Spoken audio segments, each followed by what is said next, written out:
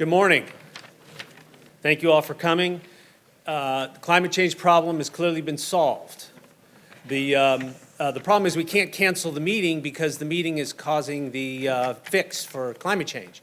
And the reason I'm sure that's even a statistically significant result is that Amy and I in 2010 organized a climate meeting here in this auditorium, and it was, I don't remember what the stat was, but something like the worst cold spell in 50 years in Miami. It made the Herald. People were sitting in here with earmuffs because we couldn't figure out how to shut the air conditioning off. So it was bitter cold in here. So at least we're a little bit warm in here. Primarily, I'm going to handle a few logistics, and then I'm going to turn it over to the dean and the provost to make a more formal welcome. But before I do that, I do want to call out all of our sponsors for this workshop. We're really very grateful. They're all going to be flashing through there, but Florida Power and Light sponsored the workshop. The Cooperative Institute for Marine and Atmospheric Studies here at the University of Miami. I have an inside track with the director there, so I was able to talk him into this. The National Science Foundation, Bill Galway. I do want to call out Bill. Unfortunately, Bill isn't here. I do want to call out Bill, especially he really took the time to work with us and help us and give advice. So he was really committed to getting this workshop off the ground. And if you bump into Bill, tell him thank you. Really appreciate his efforts. Royal Caribbean Cruise Lines, Key Biscayne Community Foundation, the Village of Key Biscayne, the Agha Center. Kenny's here. I hope he remembers. Some money on the table. Yep, good.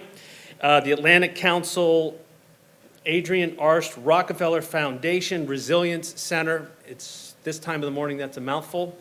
Miami-Dade County, of course. The Southeastern Coastal Ocean Observing Regional Association, the Florida Climate Institute, we're very grateful.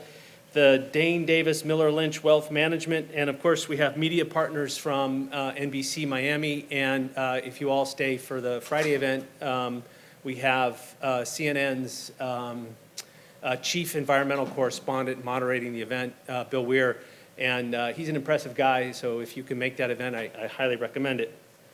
In terms of logistics, all the coffee breaks are going to be in our cafeteria called SALT, appropriately named, in that little separate room. The idea is to have it flowing all the time, so if you need a break, please feel free to go over there, grab some coffee, grab a bite to eat, whatever that is.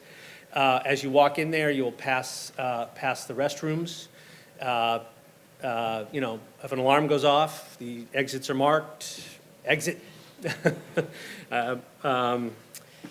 The presentations are going to be recorded, both audio and visually. If you have any issues with that, if you don't want that to happen, please let me know. We're also going to have a living webpage called climate2020.miami.edu. You can go to that webpage now where the agenda is. I tried to save a little paper by not printing out agendas for all of you. So you're welcome to go to that webpage. We'd like to put up all the talks on that webpage also. We're hoping this is an opening dialogue for how to make sure the best available science, the best available information is being used to guide decisions that need to be made here. So we're hoping this is the beginning of that conversation. And we think part of that beginning that conversation is making sure that science gets fully exposed locally, at least. Other than that, one last logistical thing. In terms of questions in the panel sessions, we're going to be using, particularly for the panel sessions, we're going to be using a piece of software that I imagine a lot of you have seen before. It's called Slido. Just before we get started, Mary Beth Arcodia, our coordinator for Slido, will be, not our victim, will be giving you some instructions on how to use it, how to submit questions. The moderators for the panels will be able to filter those questions, and the questions will be up on this TV, as the panel session goes. This is really to facilitate people to pose questions. So please, as the talks are going, please bring up questions for the panel discussion. I think that'll be very helpful. I think that's it for logistics. I also want to take a moment to thank Dean Avasar and Provost Dirk for their support for this workshop. They said, get it done, whatever you need, and hopefully this turns out to be a great meeting. I also want to call out Deanna Udell, who's our Director of Communications here. She just did a fabulous job. She kept me on track in keeping things going in a timely fashion. If I was left to my own devices, this would have been totally dorked up. So if everything works out well, thank Deanna. If you have complaints and gripes, it's probably my fault. For session chairs, just so you know, there's a master agenda sitting up here. All the talks on the laptop are numbered, so it's very easy to match the numbers to the master agenda. Titles change, typos in people's names, so this is supposed to be the most accurate. And so I'll be here if there's any issues that come up, and we have IT in the room if anything happens. With that, I would like to introduce Dean Avasar, whose support this meeting could not have happened. Ronnie. Thanks, Ben. Really appreciate. And I want to take this opportunity to thank Ben for his leadership in organizing this meeting, as well as the other organizer of the meeting. And the list of them is provided in the call for the symposium.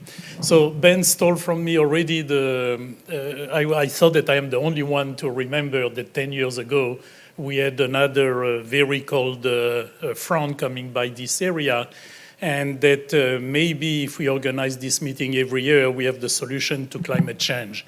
But having said that, I want to also emphasize that Miami as a city, of course, is at the epicenter of any climate change.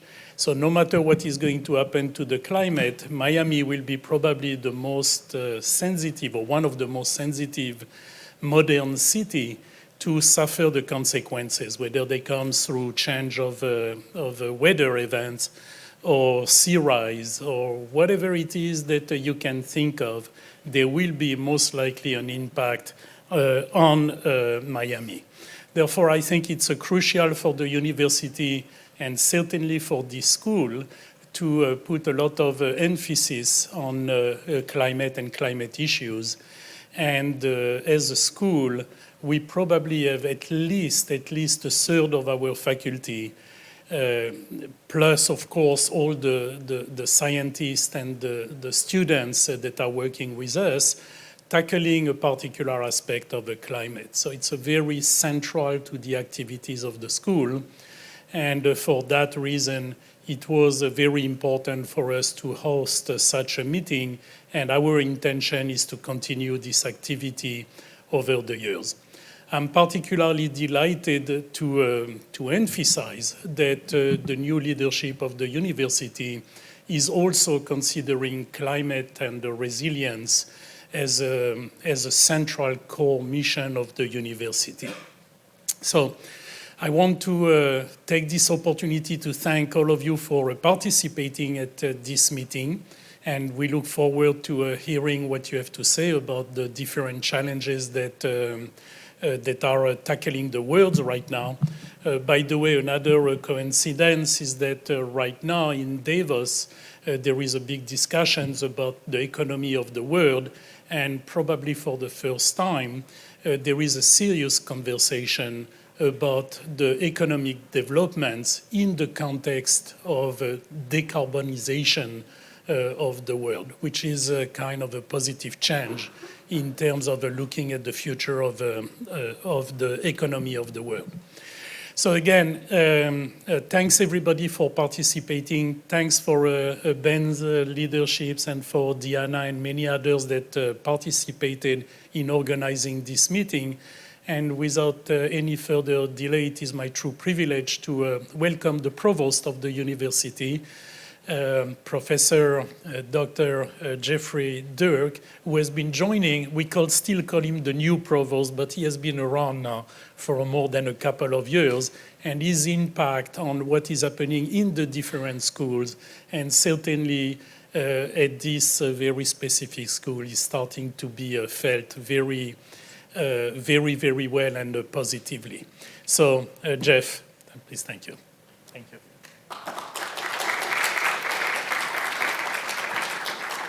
So thanks, Ronnie, and thank all of you for being here. I want everyone to not only thank Ben, but also pay attention to the level of detail and attention that was put into the creation of this program. Even the names of the sessions are linked to climate extremes. For example, the lightning talks during each of the days. I'm just gratified that this is not known as the period of turbulent hot air. So at University of Miami, we really recognize the compelling challenge of climate change, and really not how we can mitigate the effects of climate change, but how we can beat it. And I think that we all recognize that to do that, it's not just interdisciplinary research that's going to do that, but also interinstitutional. So for all of those sponsors and friends who are here, not just from FIU and NSF and Key Biscayne and other locations, but all of the guests and friends who came from out of state to come here to help us think about this in a really strategic way, and also in an important way in terms of planning. Thank you for being here, and thank you for supporting our attempt to put together this first meeting. I challenged Ben earlier today, and I said one of the questions he's going to face is, he's certainly going to face today, is not just a technical scientific one, but the practical one that is going to be, when are you going to have the next meeting?